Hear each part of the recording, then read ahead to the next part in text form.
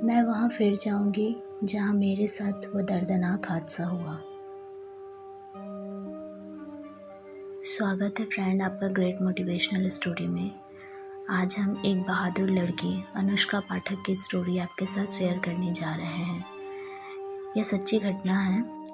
11 वर्ष की उम्र में जब उसने अपने घर से 800 किलोमीटर दूर एक बोर्डिंग स्कूल में दाखिला लिया, तब वहाँ उसे विस्थापित होने में ही 2 से ढाई साल लग गए। उसने सोचा यह उसकी ज़िंदगी का सबसे बड़ा समझौता होगा, परंतु नियति कुछ और इम्तिहान लिए तैयार था। 5 साल पहले एक एक्सीडेंट में उसे अपना एक बाजू खोना पड़ा, पर अब की बार उसे समझौता मंजूर नहीं था और उसने एक नए तरीके से अपने दम पे खड़ा होने का संकल्प लिया। जी हाँ, 19 वर्षीय उस बहादुर लड़की का नाम है अनुष्का पाठक, जिन्होंने लोग क्या कहेंगे की परवाह किए बगैर अपने तरीके से जीवन में श्रेष्ठतम हासिल किया। 2012 में उसके स्कूल के सारे बच्चे ट्रिप पर जा रहे थे। बस ड्राइवर ने शराब पी रखी थी और बस को सीधे उसने सड़क के ड्राइवर पर चढ़ा दिया। कुछ ही पलों में बस दाहिनी तरफ गिर गई और अनुष्का का चेहरा ग्लास की खिड़की पर पूरी तरह से टकरा गया। सभी लोग भागने लगे, पर अनुष्का उठ तक नहीं पाई। अनुष्का का कहना है उसकी दोस्त ने उसके बाएं बाजू को कसकर पकड़ लिया और पूरी ताकत से खींचने लगी। वह खड़ी हुई, उसने देखा उसका दूसरा बाजू जमीन पर पड़ा है और वहाँ खून और मांस के टुकड़े फैले पड़े थे। अनुष्का को अस्पताल पहुँचाया गया। डॉक्टर अस्पष्ट शब्दों में कुछ कह रहे थे कि 15 मिनट से अनुष्का का बीपी और पल्स नहीं मिल रहे। अतः उसका जीवन तो बच गया, पर उसने अपनी बाजू खो दी हमेशा के लिए। देह से अधूरी हो गई। अनुष्का ने एक दिन बाद अपनी आंखें खोली और उसने डॉक्टर को कहते हुए सुना कि ऊपर की कोहनी को अलग कर दिया गया है। उसके चेहरे पे काफ़ी चोटें थी।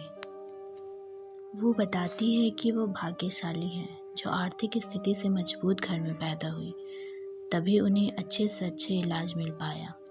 मुंबई के उस हॉस्पिटल में जाने के बाद हर दूसरे दिन सर्जरी होती थी, क्योंकि काफ़ी कुछ क्षतिग्रस्त हो गया था।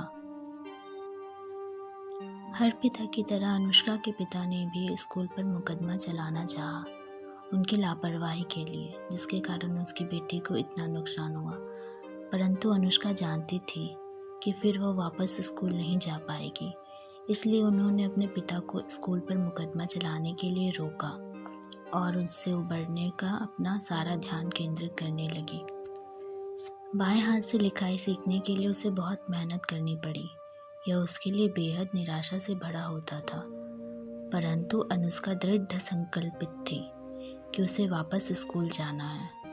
हॉस्पिटल से घर जाने के बाद वह हर रोज़ एक पेज लिखने लगी और 10 दिनों के अंदर वह बाएं हाथ से अच्छी तरह से लिखने लगी और अपना छोटा मोटा काम भी खुद करने लगी, यहाँ तक कि स्कूल ड्रेस पहनना भी। सब कुछ सीखने में पूरी गर्मियाँ निकल गई। अनुष्का अगस्त 2012 में वापस स्कूल गई। इस बदलाव में उसके दोस्तों ने बड़ी मदद की और उन्हें भरोसा हुआ कि वे अब सब कुछ कर लेगी। उसने अपना पूरा ध्यान पढ़ाई पर लगा दिया और आने वाले सालों में उसने अपना श्रेष्ठतम दिया। उसने बहुत सारे वाद विवाद प्रतियोगिता जीते, उसकी कविता छपी और सेट्स की परीक्षा में बहुत अच्छा स्कोर किया।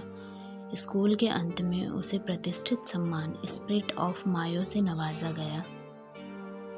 मध्य प्रदेश के एक छोटे से शहर सतना से होने की वजह से हर कोई उसे पहचानता था। यह उसके लिए थोड़ा मुश्किल था। लोग उसके लिए सहानुभूति की बातें करते कि कैसे उसकी शादी होगी, कैसा दूल्हा मिलेगा। इन सब बातों से अनुष्का और उसके माता पिता परेशान हो जाते थे। परंतु जब अनुष्का एटलांटा जाकर अपने रंग बिरंगे सपनों के साथ वापस आई, तब उनकी सारी चिंताएं दूर हो चुकी थी।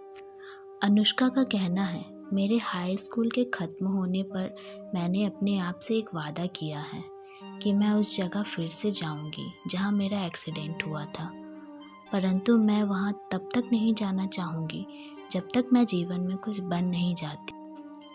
वापस मैं जब उस एक्सीडेंट वाली जगह पर जाऊंगी, तब मैं वहां खड़ी होंगी अपने स्वाभिमान और कुछ ना होने के एहसास के साथ एकदम मुकम्मल मैं उन मुसीबतों और बाधाओं पर हंसूंगी जिन्होंने मुझे पूरी तरह से तोड़ देने की साजिश रची थी।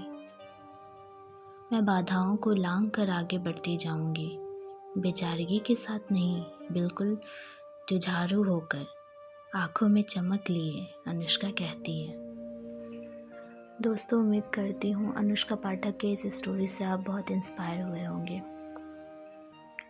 ऐसे ही ढेर सारी स्टोरी सुनने के लिए हमारे डिस्क्रिप्शन बॉक्स को ज़रूर चेक करें और हमारे चैनल्स को सब्सक्राइब करें और ज़्यादा से ज़्यादा शेयर करें।